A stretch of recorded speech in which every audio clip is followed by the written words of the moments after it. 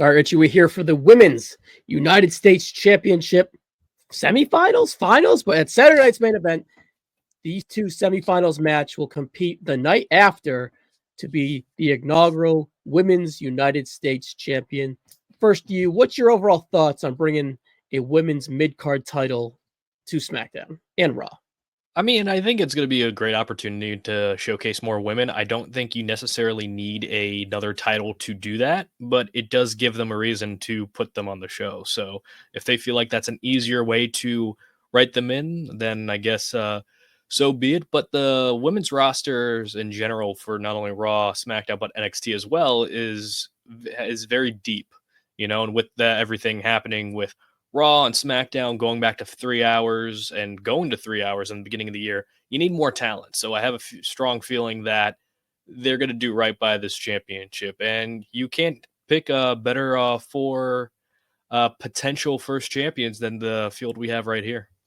Yeah, each is unique and different in their own ways, right? So let's kind of just jump into it. All the first round matches were triple threats. Do you like that as an idea or what? I mean, it was kind of the same setup for the WWE World Heavyweight Championship last year, So I feel like it's it's the same but different in that way. I feel like this is how you showcase more people if they're more comfortable doing that. It gives a lot more women's screen time, and we saw some people that we wouldn't usually see, like BFAB, Elektra Lopez, and see how far they've come within their own in-ring style. So showcasing more women isn't a bad thing. And each match, I think, has gotten at least a decent amount of time, probably around the 8 to 10 minute mark per qualifying round. So, yeah, I think it's like triple threat being the qualifiers are a fun way to do it. Yeah, two things I like about it, right? You organically add depth to this potential division, right? Mm-hmm. And two, it's a little bit unpredictable for the result, right? You throw BFAB in there, it's like, oh, she could win. But if you throw BFAB versus Bayley, you're like, I don't know about that one, right? So I like that adds the unpredictability. But what we have here is Bayley qualified by defeating Candice LeRae and BFAB. Chelsea Green qualified by beating Blair Davenport, Bianca Belair. Michin qualified by defeating Piper Niven and Lash Legend. And Tiffany Stratton qualified this last episode of SmackDown, defeating Elektra Lopez and Naomi. Out of those four triple threat matches, is there anyone that you are surprised about, and is there anyone that you feel that should have won? I'm surprised Naomi got bounced from the tournament. I know she hasn't had like a hot streak of a year, but it seems like the natural final for me was Bayley versus Naomi, and then you kind of play up the whodunit with the Jade Cargill angle, and then you have to have all these signs kind of point towards Bayley. But at the same time, it was Naomi that did it.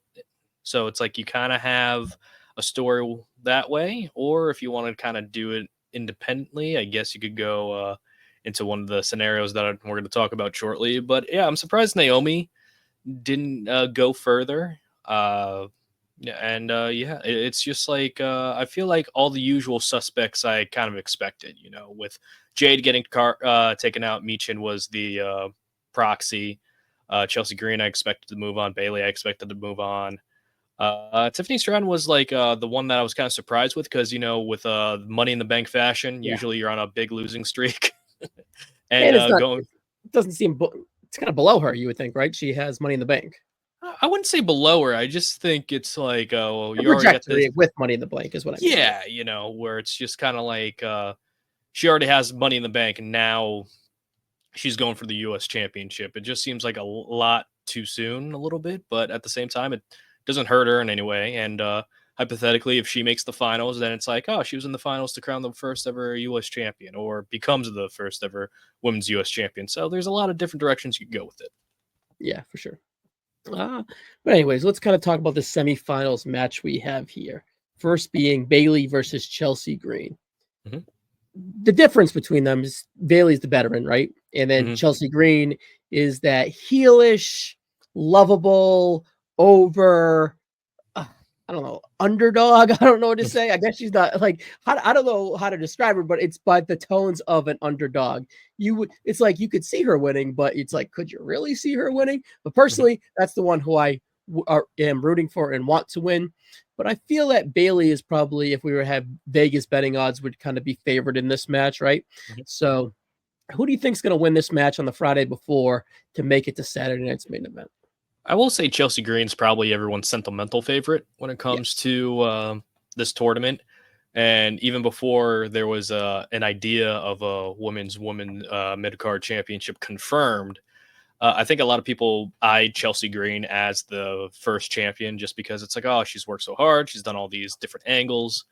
And again, you could kind of like play into the fact, hypothetically, let's say Chelsea Green moves on and Meechin moves on in the finals, and then you get that rivalry a little bit back where it was the dumpster match. dumpster You know what trash. I Yeah, mean? Yeah, and Meechin got the win, so then Chelsea would win here, and then you would have like all that even Steven. I think Bailey would probably be the more route that WWE would go because you want a name to be a part of the first inaugural like match for the yeah. U.S. Championship. So I think Bailey is going to kind of go over here. And I know that's going to disappoint a lot of Chelsea Green fans, but she's We'll going to get that see. championship eventually. So I think Bailey's probably the safe pick, but I wouldn't be surprised if Chelsea won. I'm not saying that it's like a 0% chance she's going to win. She has a good shot of winning, but I feel like I feel like WWE's put a lot of equity in the Bailey and Tiffany Stratton characters as of recently on television. So I think I'll give the edge to Bailey here. Yeah, I did, and I dig that. Right, I feel that Bailey, um, even though I want Chelsea, but I feel like it would do better for the U.S. title in the long run if Bailey was that inaugural champ. Right, probably more Mhm. viewers of Saturday Night main events from a hey, let me check this out standpoint would more than likely know Bailey, even though they would fall in love with Chelsea instantly, right? Just Right. because she's so lovable, like you said. But I feel like Bailey's the safe bet for that side of the bracket. On the Mhm. bottom side of the bracket we have here is Meechin versus Miss Money in the Bank, Tiffany Stratton. I feel like Meechin's kind of like the workhorse, right? Like Mhm. Triple H, a reliable hand. She did Triple H.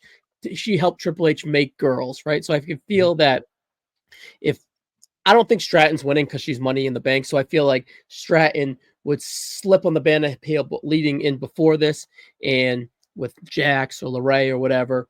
And they would give it to Meechin. And probably the best match, bell to bell on paper, is Bailey versus Meechin, right? You can Mhm. think of it from that side of things. Or you can look at it on the other side of things, which is like the future, the star power, the wow, the channel surfers. I want them to, if they're going to check in and check this out, Tiffany Stratton's going to catch your eye and you're probably going to ponder on this match a little bit longer. Mhm. She's so charismatic. She's so potentially over, and she is the biggest ceiling of a potential star in this match for sure. So I also see that side of a thing, but it's also a little muddy as do you want to put her there and lose on national TV because she is Miss Money in the Bank, or do they want to get weird with it and have her be the U.S. champion, Money in the Bank, and potential world champion down the line too? So it's just there's a lot of on this final four.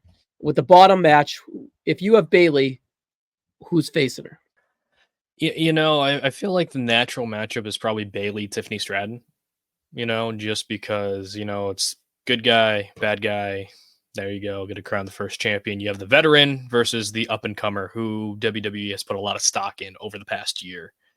And I feel like that's probably the way you want to go, especially with Saturday night's main event. You have a lot of eyes, presumably, on this as the first Saturday night's main event special back from almost almost like 20 years. I think it's like something like 15. 2008. Yeah, Yeah. 2008 was like the last one. So like this is about like 15 years, give or take, Yeah. a little bit over. But I feel like Bailey and Tiffany Stratton are probably the one and two, and again, this is a live special too. So I feel like they will try to present their newest top star, at least for the women, and Tiffany Stratton is that, and it's going to be a showcase for both Tiffany Stratton and Bailey. So I think the safe option and the WWE option is going to be Bailey, Tiffany Stratton, but I won't like with the runner up being Chelsea Green versus Meechin. Yeah. Yeah. I'm good with that as well. I personally, if I'm going to rank these on who I would like to see be the next U.S. women, well, the first women's champion, I'd go Chelsea, Tiffany, Meechin, Bailey, and that's Mhm. no slight versus Bailey. I just feel that kind of been there, done that, but I understand the sentiment of kind of giving her the spot too, because like I said earlier, I really do feel like she's the best one to make the belt. And Mhm. winner of WrestleMania, winner of the Royal Rumble, call her title reign is what it was, but she was the woman on the SmackDown brand for the first part of the year. And for her to end the year would just kind of be a nice staple or whatever, right, for her 2024 as well. Mhm. And I feel that like they want to give her that. So I don't know. I guess I'm with you there. But overall, transfer window time, Richie Mars. Which one of these women would look best on Monday Night Raw in Netflix on Netflix? I think I think the answer would probably be Tiffany Stratton. Now, do I see that happening? Not unless Nia and Candice also make the jump to Raw, but I don't think that's going to happen. I'd say you could use Meechin on Raw.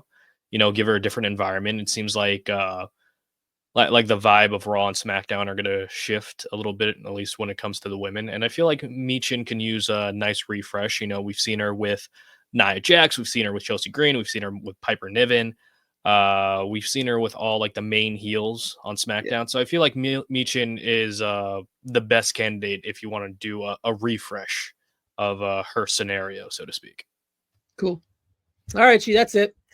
I've gave my 4 top to bottom. Why don't you give me your 4 as we Mhm. head out of here on who would you would like to see 1 through 4?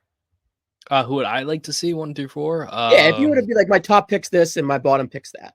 Yeah, so this is me personally. This is not Yeah. like what I think is gonna happen. So, I would like Meechin 1, Okay. Chelsea 2, Tiffany 3, and Bailey 4. All right. Bailey gets the kibosh from both of us, but I like the Mishin pick. Chelsea's Mhm. just so over with me. I think she warrants it And I think with Bailey, it's like if she is the first champion, she'll still technically be the most accomplished woman in WWE. Yeah, Triple So Crown, right? Yeah. well, technically she's Grand Slam, I think, but until they Triple Crown, yeah. add these championships, then like I feel like Yeah, then you she can have has to Raw like SmackDown. It's so muddy, but yeah, yeah, we get it so it's like I think they just might give it to Bailey just so they could have her as the most accomplished woman, and then you have people pointing the finger at her for attacking Nia Jax, and then you play off that story for a little bit. for sure. Either way, it should be fun. Richie, I know you're going in Yeah. Long Island. Have fun, buddy. Are you looking forward to it of course? Yeah, I'm looking forward to it, especially because I think I told you this fact. But at Great American Bash 2008, it was the finals that crowned the Divas Championship, the Ooh, first ever one. So that was Michelle McCool defeating Natalia, and now we have the finals of a tournament crowning the first ever Women's United States Championship. So when people say Long Island isn't progressive towards women, you just point to that, saying, "Hey, we got 2 women's championships that were inaugurated at the same building too, Nassau Coliseum, and the same thing. Long Island also hosted the Evolution pay-per-view. So no, Long, that's true. Long Island's been pretty good towards women's wrestling. For sure.